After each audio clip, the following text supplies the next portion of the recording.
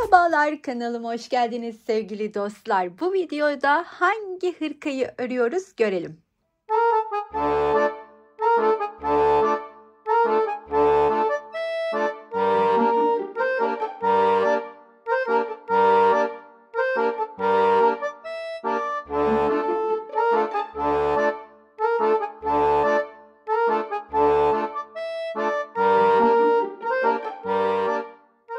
Hırkanın yapımına geçmeden önce sizlerden kıymetli desteğinizi rica edeceğim.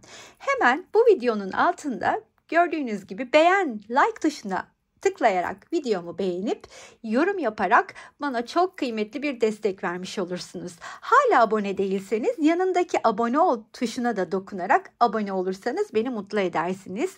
Katıl butonu ile de eğer arzu ederseniz beni destekleyebilirsiniz.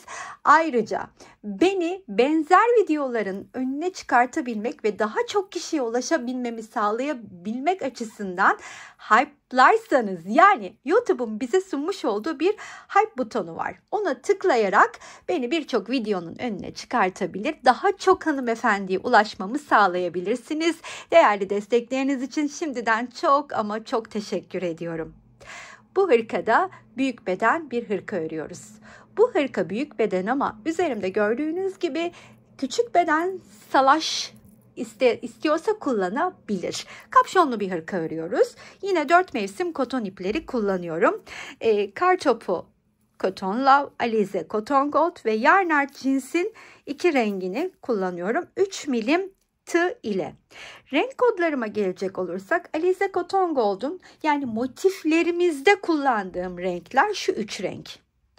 Alize Cotton Gold'un 40'ı, Yarnart cinsin 62'si ve 54'ü motiflerde. Birleştirmede ise Kartopu Cotton Love'ın K630'unu kullanıyorum.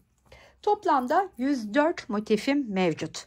Bu 104 motifi birleştirirken şu yolları takip edeceğim. İlk olarak bedeni, yani kol altından bedeni birleştiriyor olacağım. Bunun içinde 5 çarpı 10 motif, yani 50 tane motifimi aşağıda görmüş olduğunuz parça gibi birleştiriyor olacağım. Ama bunun öncesinde motiflerin 5 sıralı hanım dilendi motifi ölçüleri hakkında da bilgi vermek istiyorum. Motiflerin birleştirme kenarı olmaksızın 10 santim.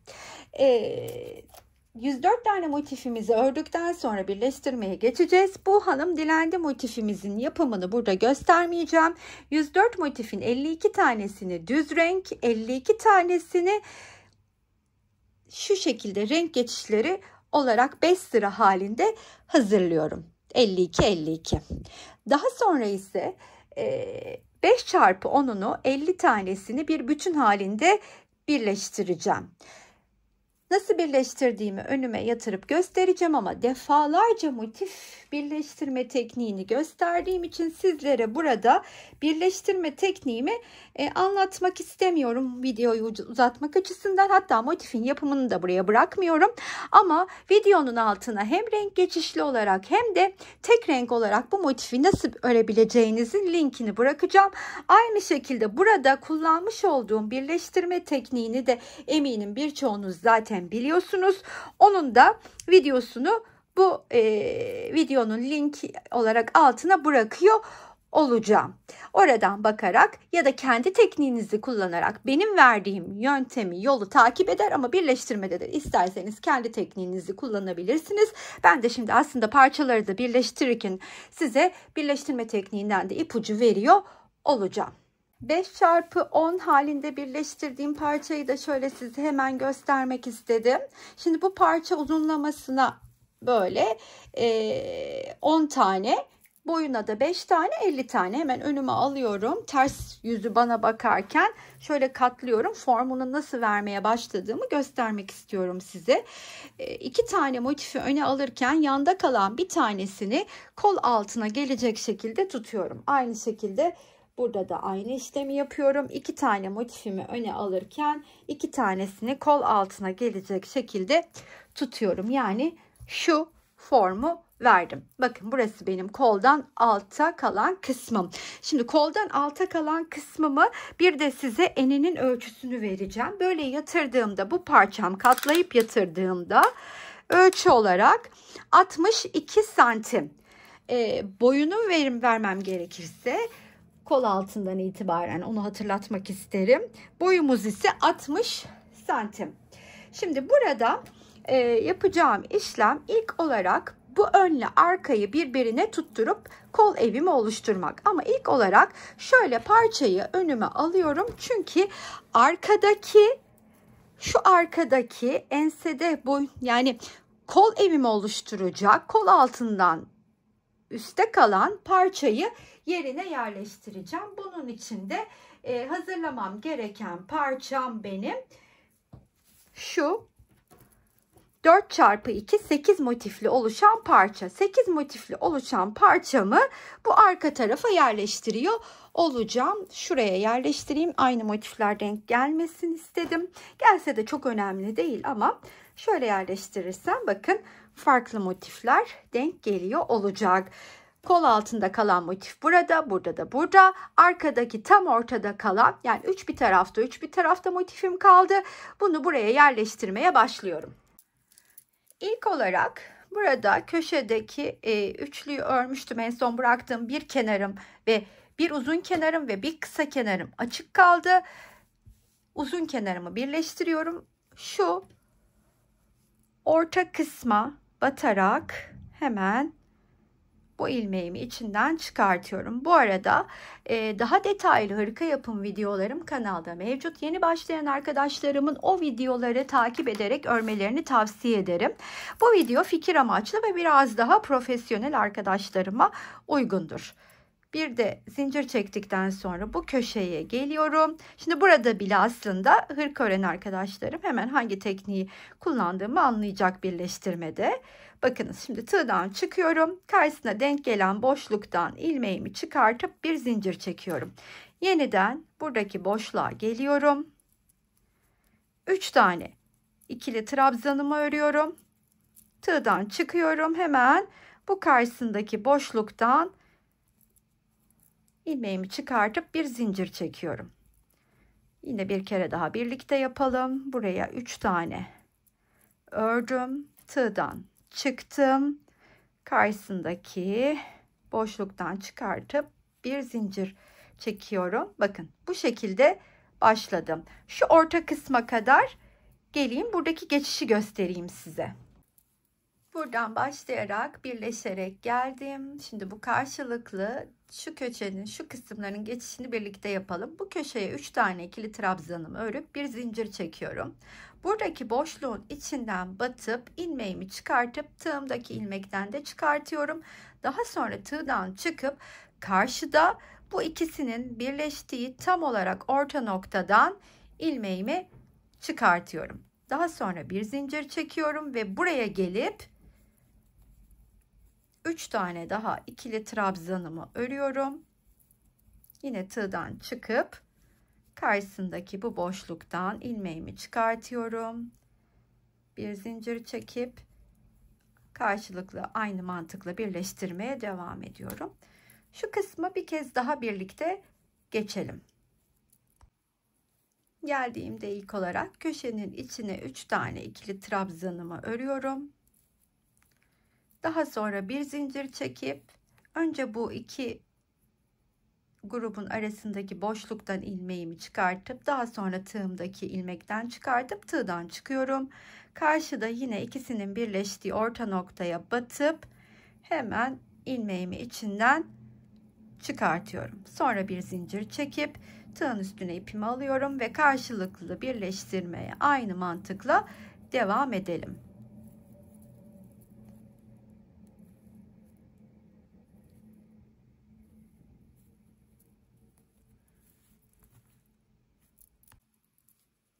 Bu kısmın sonuna kadar geldim. 4 tane motifi arkaya üst kısmını tamamlayacak şekilde eklemiş olacağız. Uzun kenarını birleştirdiğimde şimdi bunu buradaki köşenin içinden de batıp çıkartıyorum. bir zincir çekip bu kenarı hiçbir yerle birleşmeksizin, bakın zaten şöyle kol altın olduğu yere geliyor. Üstteki 2 tane motif benim kol evimin motifleri. O kenarı ayrıyetten örüyorum. Hiç bir yerle dediğim gibi birleşmeksizin. Her bir boşluğun içine 3 tane ikili trabzan örüyorum. Arada zincir olmaksızın diğer boşluğa geçip oraya da 3 tane ikili trabzanlardan oluşan gruplarımı örmeye devam ediyorum. Şu köşedeki ip geçişi yine birlikte yapalım istedim. Oraya kadar hızlıca örüyorum. Burada farklı hiçbir şey yok çünkü. Buraya geldiğimde şu köşenin içine ilk olarak 3 tane ikili trabzanımı örüyorum. Daha sonra bir zincir çekip şuradaki boşluğa batıp ilmeğimi çıkartıyorum. Bir zincir çekiyorum ve 3 tane ikili trabzanımı daha örüyorum. Ve hiç farklı bir işlem yapmadan yine sonuna kadar 3 tane ikili trabzanlarımı boşluklara örerek arada yine zincir olmaksızın devam ediyorum. Şimdi bu arkadaki parçayı yerleştirdikten sonra ön parçaların yerleşimini de yapıp üst kısmında formunu vermiş olacağız. Bu köşeye geldiğimde bir üçlü grubu örmüştüm. Köşenin diğer üçlü grubunu da örerek aradaki 2 zincirimi çektim ve pardon 2 zincir ortada kalmak çabasındayım. 2 zinciri çekip ilk trabzanın tepesine batıp kaydırarak gelip kilitliyorum. Ve sonrasında hemen ön tarafın birleşimine geçelim. Arkasını yerleştirdiğim parçamı tekrardan ön yüzüne çevirerek önüme aldım. Şimdi yapacağım işlem 4 motif burayla 4 motif burayla arkayı birleştireceğim. Bunun için de 4 motifi önüme nasıl yerleştireceğimi şimdi size mantık olarak göstereyim. Kol altında kalan motifimi es geçiyorum. Yani aslında buradaki 2 motif ve buradaki 2 motifin üstüne 4'er motif yerleştiriyor olacağım. Şöyle hemen ben rastgele size göstermek amaçlı motiflerimi yerleştireyim. Bir fikir olsun hem de. Şöyle bakınız. Şöyle yapayım. Bunun da üstüne ne koyalım? Beyaz koyalım şöyle arkayla birleşirken. Mesela bu 4 motifi bunu buraya yerleştirirken bunları da bu ve bu köşeyi kenarı açık bırakacağım. Çünkü orası benim kapşonumun yerleşeceği alan olacak. Her iki tarafta da buraya koyduğum motifin de burasını açık bırakacağım. Burasını açık bırakacağım. Bu motifin üst kenarı, bu motifin üst kenarı ve arkadaki 2 motifin kenarıyla kapşonu oluşturuyor olacağım. Şimdi birleştirirken nasıl yaptığımızı daha detaylı size anlatmaya çalışacağım. Şöyle koyalım. Bunu da böyle koyalım. Rastgele dediğim gibi koyuyorum. Sadece gösterebilmek amaçlı. Şöyle koymuş oldum. Ne yapıyoruz şimdi? Hemen önce bir tarafı daha sonra diğer tarafı ekliyorum. Bunun için de alt motiflerden başlayacağım. Şunu şöyle bakın. Şöyle tam baş aşağı alarak üst kısmını önüme alıyorum. Ve bu tarafla başlayalım. Şurayı, bu motifin 2 kenarını şuradan geliyorum. Hemen birleşmek için bu kenarı bununla birleştiriyorum. Sonra bu kenarını böyle örüp yanına bunu alayım. Burada bir tane üçlü grubumu ördüm. Bakın bir kenarı örmeden evvel bir üçlü grubumu örüp hemen bu kenarı bu kısımla birleşmeye başlıyorum. Burada bir zincir çekip tığımdan çıkacağım ve bu köşenin içine batarak ilmeğimi içinden çıkartıyorum. Bir zincir çekiyorum ve hemen buradaki boşluğa geliyorum. Bir üçlü grup daha örüyorum. Tığdan çıkıp karşısındakinin içinden batıp çıkıyorum. Buradaki boşluğun içine 3 tane ikili trabzan, tığımdan çıkıyorum. Göstermiş olduğum mantıkla bu kenarı sonuna kadar birleştireyim.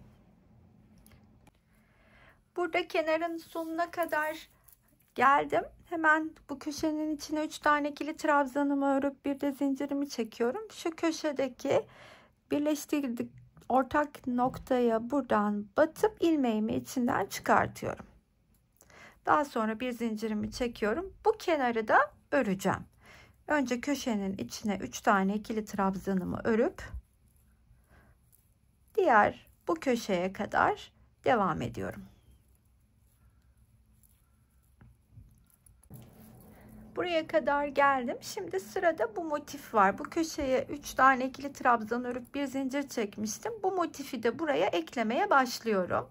Bunun için de yine aynen yeni motifin köşesinin içine 3 tane ikili trabzanımı öreceğim. Tığdan çıkıp karşısındaki boşluğun içinden ilmeğimi çıkartıyorum. Bir zincir çekip yeniden sıradaki boşluğun içine 3 tane ikili trabzanımı örüyorum. Tığdan çıkıyorum. Karşısından çıkartıp bir zincir. 3 tane ikili trabzan. Karşısındaki boşluktan ilmeğimi çıkartıp bir zincir, yeniden aşağıda 3 tane ikili trabzanımı örüyorum. İki kenarı birleştirdikten sonra bu hepsinin birleştiği ortak yere geldiğimde köşenin içine 3 tane ikili trabzanımı ördüm. Bir zincir çektim. Tam ortasına batıp ilmeğimi içinden, pardon, ilmeği kaçırdık. Yani bir zincir çekili halde ilmeğimi içinden çıkartıyorum.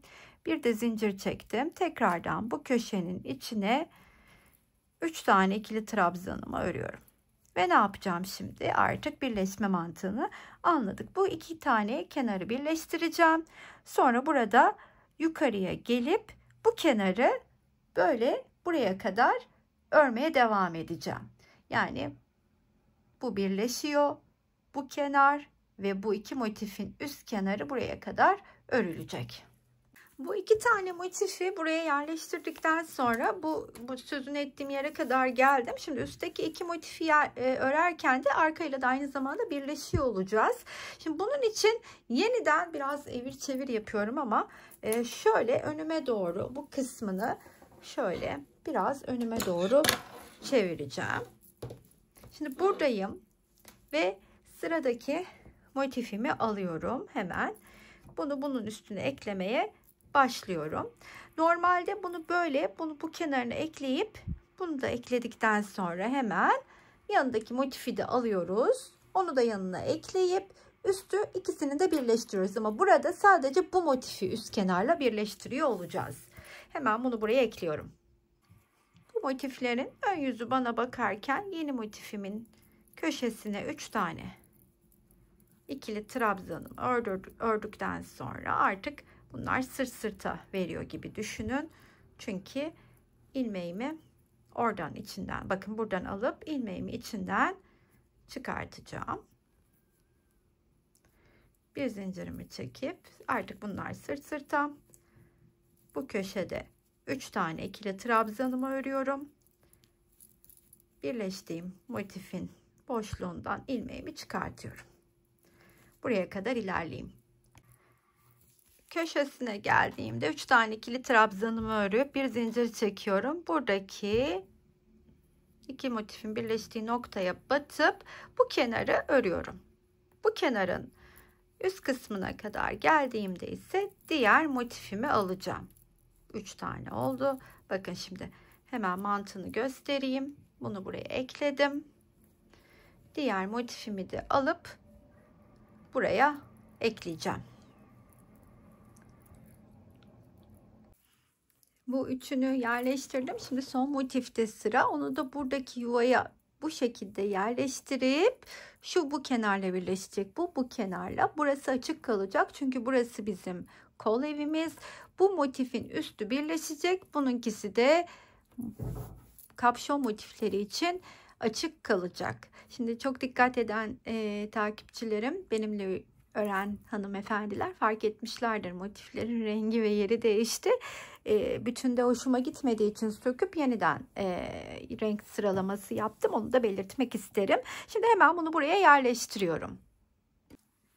4 motifi de kol evine buraya yerleştirmiş oldum. Şimdi dediğim gibi sadece bu motifin üst kenarıyla bunun üst kenarı birleşecek. Bunun için de hemen buradaki motifin köşesinden batıyorum ve içinden ilmeğimi çıkarttıktan sonra göstermiş olduğum mantıkla birleştirmeye başlıyorum. Ne yapıyorduk? Bu köşenin içine 3 tane ikili trabzanımı örüyorum. Hemen karşısındaki denk gelen boşluktan çıkıp bir zincir. Tam olarak şu noktaya kadar devam edelim. Bu iki üst kenarı birleştirdikten sonra bu köşeye de geldim. 3 tane ikili trabzanımı ördüm. Bir zincir çekip ikisinin ortasındaki boşluktan ilmeğimi çıkartıyorum ve hemen bu arkadaki iki motifin birleştiği yerin ortasına batıp ilmeğimi içinden çıkartıyorum. Bir zincir çekiyorum. Eğer farklı atıyorum kapşon olmayan bir hırka örüyor olsaydım bunu üst tarafla birleştirmeye devam edecektim. Ama şimdi kapşon için yuva hazırlıyorum. Ve bunu karşı tarafla birleşmeksizin öreceğim. Bakın şöyle göstereyim. Normal boşlukları 3 tane ikili trabzanımı örerek ilerliyorum. Burayı öreceğim. Buraya kadar başladığım noktaya kadar örüp bu tarafın işlemini tamamlayacağım. Bu tarafı bakın 4 motifli oluşan, hatta alttakini de sayarsak 5 motiflik bir alan. Burayı nasıl yedirdiğimi size kolu yaparken göstereceğim. Burada da yerimiz hazır. Şimdi karşı tarafta 4 tane motifi aynı burada yerleştirmiş olduğum gibi yerleştireceğim. Yine böyle ters çevirip önüme alıyorum. Mantık aynı. Yine buraya denk gelen motifi arkayla birleştirmeyeceğim. Bir tek bu kenardaki motifin üst kenarları birleşecek. Hiç farklı bir durum yok. Bir tane şimdi buraya yerleştireceğim. İlk motifimi alıyorum şuraya. Sonrasında da yine kenarının gruplarını örüp buradan başlıyorum eklemeye. Bu kenara ekleyeceğim. Sonra yukarı geleceğim. Yanına diğer motifi alacağım. Bunu da buraya yerleştirip bu şekilde ilerleyip buraya geleceğim. Diğer motifi alıp sonra yanına bu motifi alacağım. Bu motifin üst kenarını örmeden bununkini örerek bu kısmı tamamlayacağım. Burayı ayrıntılı göstermeye gerek yoktur diye tahmin ediyorum. Aynı mantıkla burayı da yapalım. Bu taraftaki 4 motifi de yerleştirdim. Şimdi son üst kenarımız ve bu yan kenarımız açık. Bu son üst kenarımızda bu motifin burasını buraya kadar hiç birleşmeden örüp buradan sonrasını birleşerek örüp bu kol evini de birleşmeden buraya kadar örüp bu tarafı da tamamlıyorum. Bu kenarı ördüm. Şimdi buraya geldiğimdeki geçişi de birlikte yapalım istedim. Burada hemen bir zincir çektim köşede. Buradan batıp çıkıyorum. Bu çıkarttığım ilmeği aynı zamanda buradaki iki motifin de ortasından geçireceğim. Daha sonra da artık bu iki kenarı birleştirerek hırkanın beden formunu aslında vermiş olacağız. Hemen de kapşonun yapımına geçelim.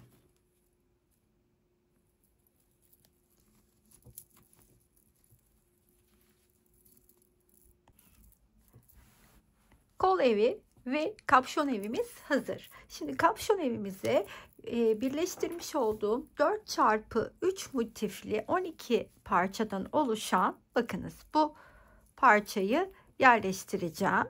Bunun da birleştirdiğimde iki kenarı açıkta kaldı. O iki kenarın 4 motifli olan kısmını hemen şu kısmı alıyorum. Bakın şu önüme alacağım için şöyle hemen bunu eteği aşağıya atıyorum. Kapşonun evini şu şekilde önüme alıyorum. Şu öndeki motifler açık olduğu şöyle göstereyim hemen size.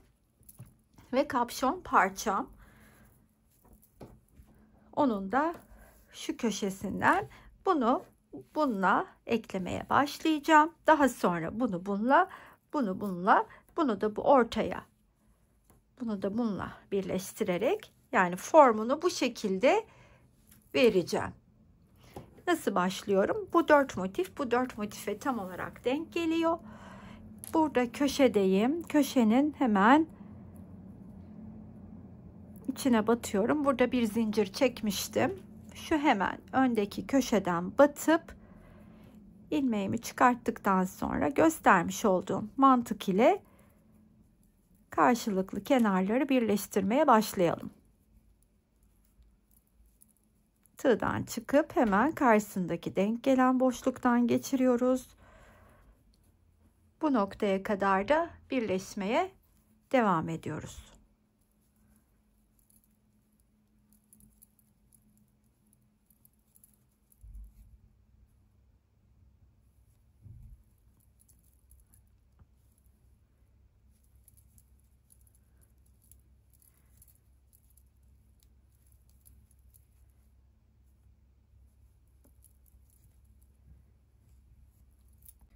Kapşonu yerine yerleştirdim. Şimdi şu kenarı, açık olan kenarını örmeye geçeceğim. Şu köşeyi döneyim hemen. Buradaki en son köşenin içinden ilmeğimi çıkarttıktan sonra başladığım, bu motifleri birleştirirken başladığım noktaya kadar gelip kapşonun formunu vermeye geçelim.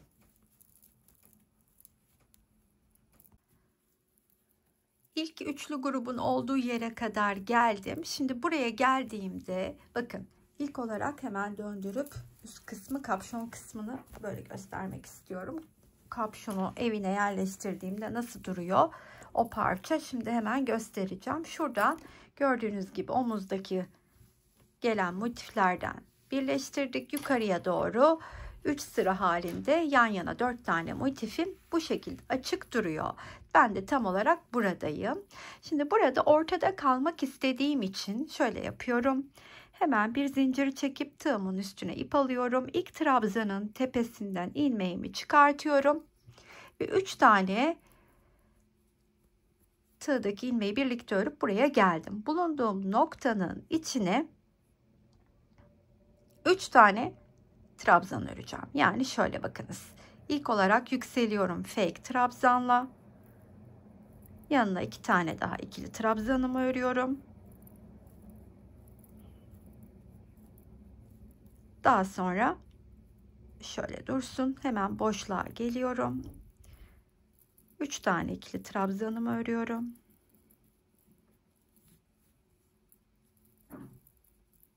Yine boşluklara 3 tane ikili trabzan örerek tam olarak bu ortadaki motifin şu kısmına gelene kadar o şekilde ilerliyorum örerek. Şu kısımdaki geçişi göstermek istedim. Buradaki geçişi 3 tane üçlü grubumu buraya örüyorum. Bir diğer üçlü grubumu da buraya örüyorum. Şöyle göstereyim hemen size. Bu şekilde devam edeceğim.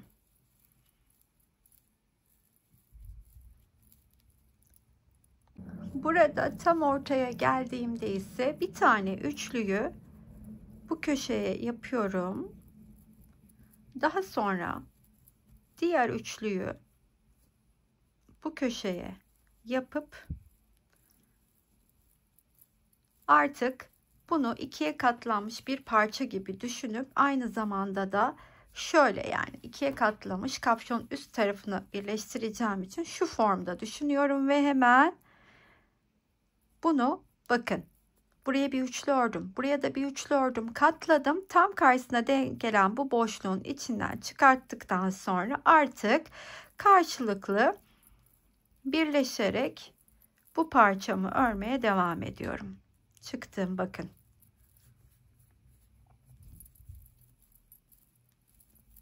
Üç taneyi ördüm.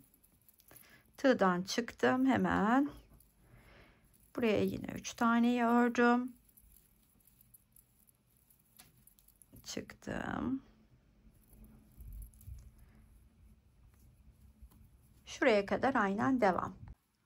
Buraya geldiğimde de bakın bu köşeye geliyorum. 3 tane ikili trabzanımı örüyorum. Hemen tığdan çıkıp şu karşısındaki boşluktan yine geçiyorum. Ve buradaki köşeyi de aynı şekilde 3 tane ikili trabzanımı örüp yine karşısındaki boşluktan geçiyorum. Ve sonuna kadar böyle birleşmeye devam edelim.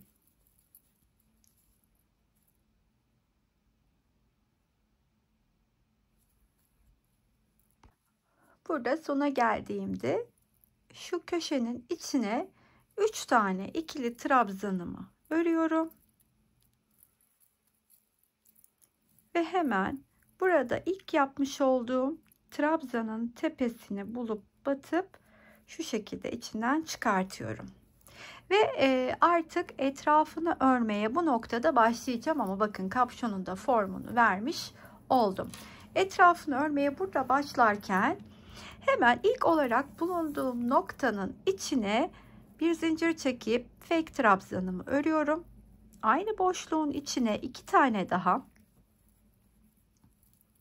ikili trabzanımı örüyorum. Daha sonra şuradaki boşluğa geliyorum.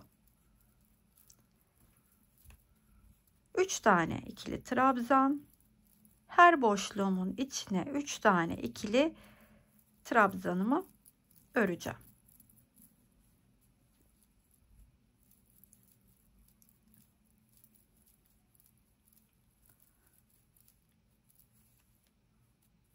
Buraya kadar ilerleyelim. Buraya da geldiğimde ilk olarak ilk köşenin içine 3 tane ikili trabzanımı örüyorum. Sonra buradaki köşenin içine 3 adet ikili trabzanımı örüyorum. Sonrasında alttaki etek ucundaki köşeye kadar aynı göstermiş olduğum mantıkla devam edelim. Köşedeki geçişi de birlikte yapalım.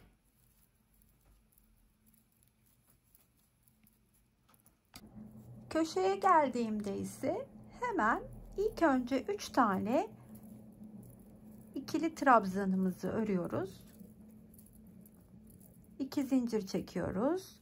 Aynı boşluğun içine 3 tane ikili trabzan daha ördükten sonra aynı mantıkla başladığımız noktaya kadar örmeye devam edelim üçlü grupları. Daha sonra bir üst sıraya geçtiğimde ise yine boşlukların içine üçlü gruplarımı örerek ikinci sırayı da tamamlayacağım. Siz 2, 3, 4 dilediğiniz kadar beden de büyütmek istiyorsanız özellikle bu sırada sıra sayınızı arttırabilirsiniz. Benim için 2 sıra yeterli olacak.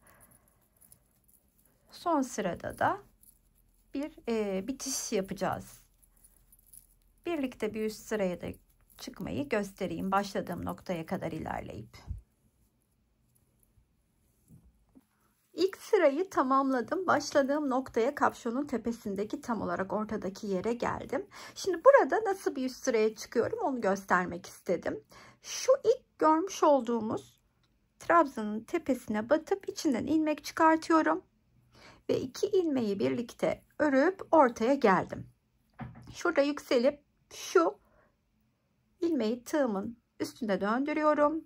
Dibine batıp bakın ilk önce çıkarttığım ilmeğin içinden sonrasında döndürdüğüm ilmeğin ardından çıktıktan sonra ilk yalancı trabzanımı örüyorum.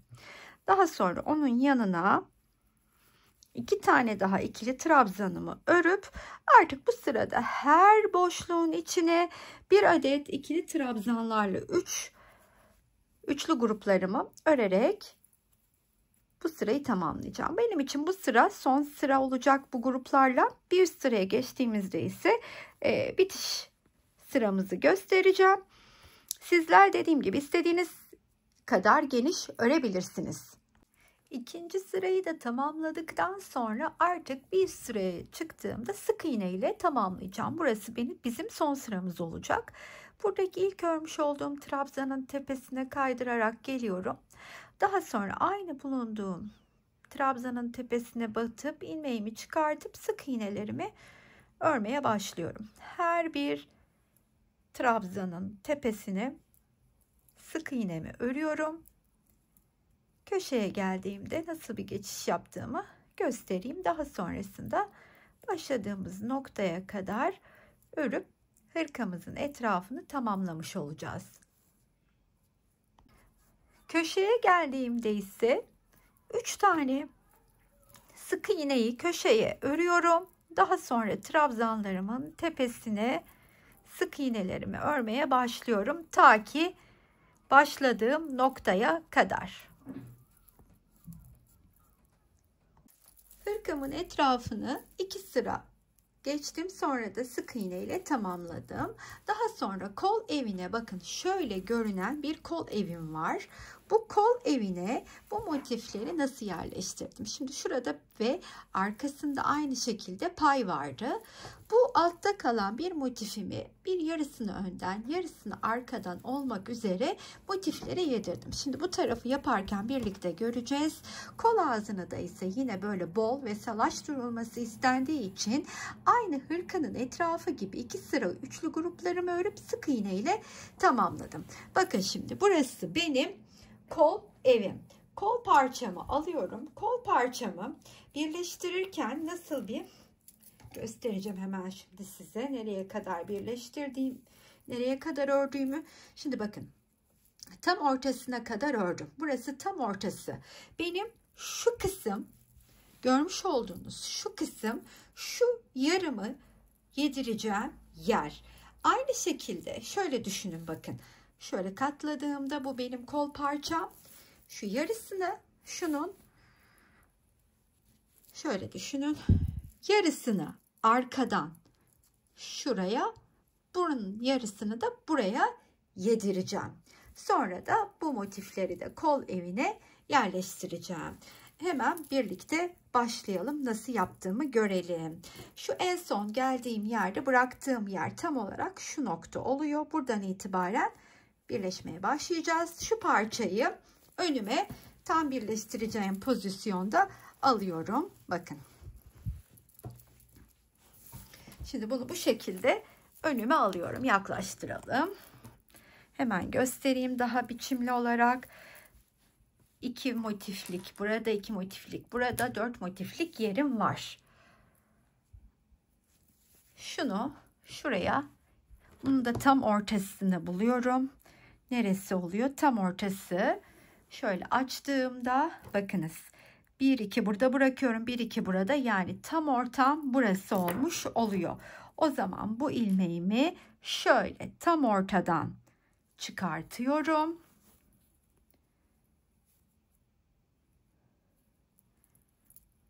Bir zincir çekip bu kısmı kol altında kalan yere yediriyorum.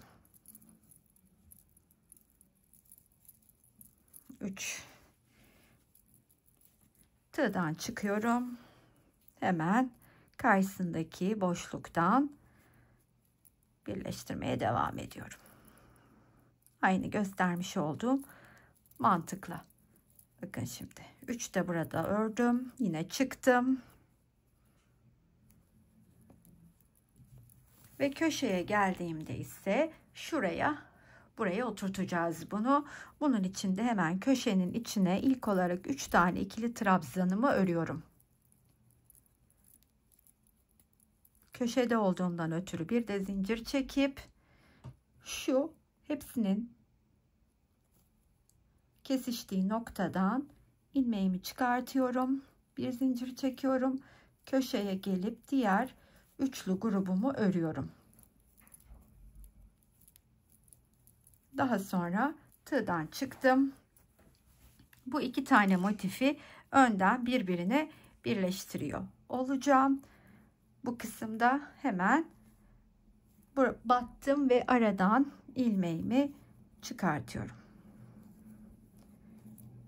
Bir kilitledim. Tekrardan buraya geldim. 3 tane ikili trabzan, çıktım, karşısından birleşiyorum. Şimdi sonuna kadar, yani buraya kadar bunu birleştireyim, daha sonra döndürüp önde hemen bu motifi de birleştirdiğimde alt kısma da gelip bu motifi bitirip şurasını nasıl yedireceğimi göstereyim. 4 tane motifi kol evine yedirmemiz çok anlaşılır. Her zaman yaptığımız gibi aslında. Tekrar bitişteki o dönüşü ve kol altına yedirmeyi birlikte yapalım.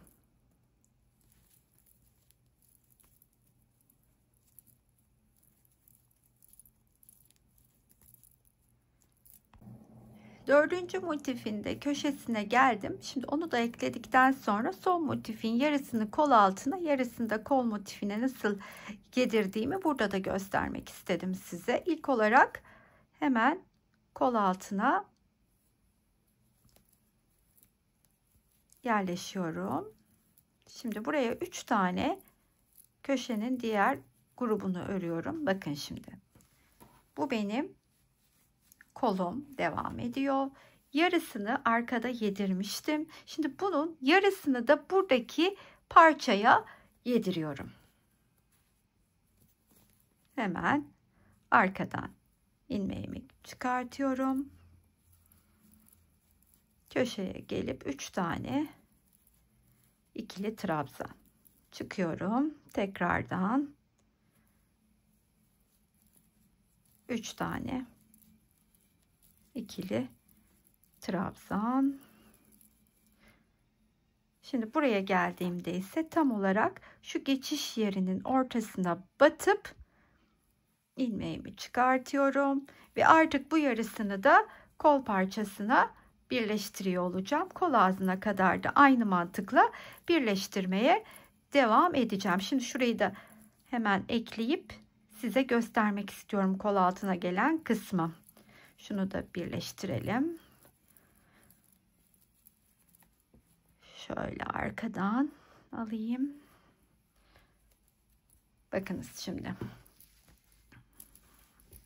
Şöyle gösterdiğimde hemen şu kısmı bakın böylece yedirmiş oldum. Şimdi artık kolu karşılıklı birleştirip formunu veriyorum. Burada son köşenin içine geldim. Üçlüsü örülüydü. Diğer üçlü grubumu örüyorum. Buradan bir zincir çekip şu kısımdan, köşenin boşluğundan ilmeğimi çıkartıyorum ve artık kol ağzımı örmeye başlıyorum.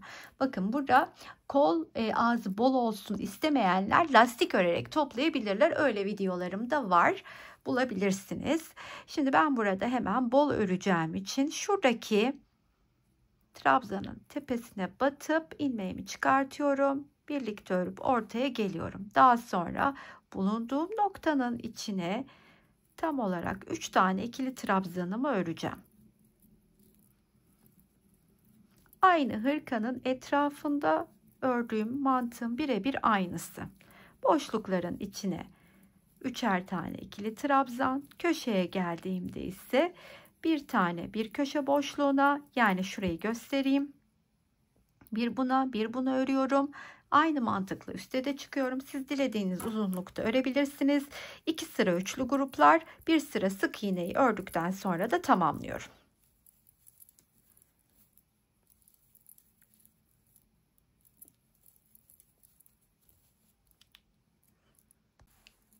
Evet efendim, geldik finale, en sevdiğimiz kısım.